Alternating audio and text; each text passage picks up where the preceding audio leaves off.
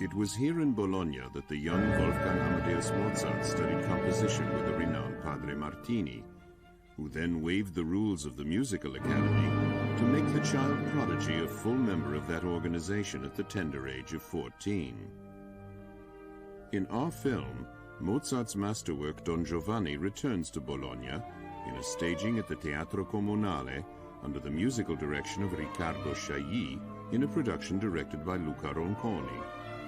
The title role is sung by the world-famous basso Ruggero Raimondi, who was born right here in Bologna.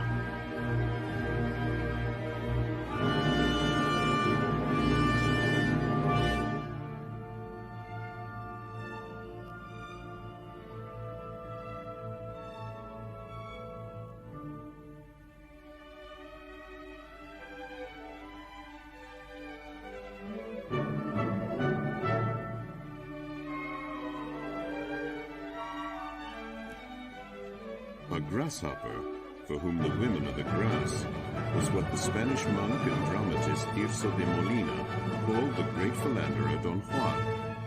Back in the 17th century, Tirso was the first author to make literary use of the subject. His comedy, El Burlador de Sevilla, served as the inspiration for all the subsequent treatments of the Don Juan story, including Lorenzo da Ponte's libretto for the Mozart opera. It was the role of Don Giovanni that made Ruggero Raimondi famous. He has sung it over 400 times in more than 20 different productions. Raimondi was educated at the Milan Conservatory and in Rome. He began his artistic career in 1964 when he won the singing competition in Spoleto, where he also made his theatrical debut.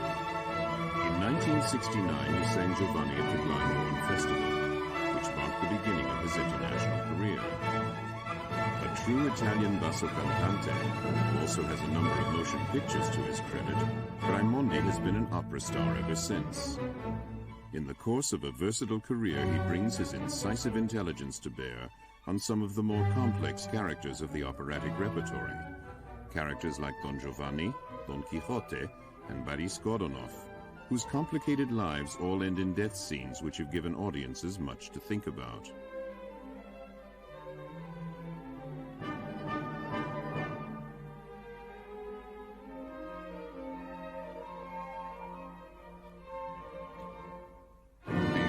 D minor of the overture is like a harbinger of things to come.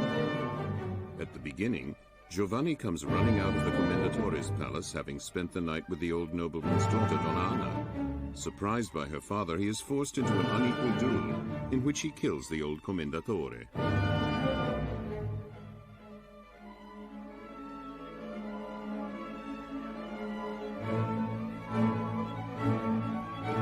His servant Leporello remonstrates with him, but Giovanni is not about to part with his passions.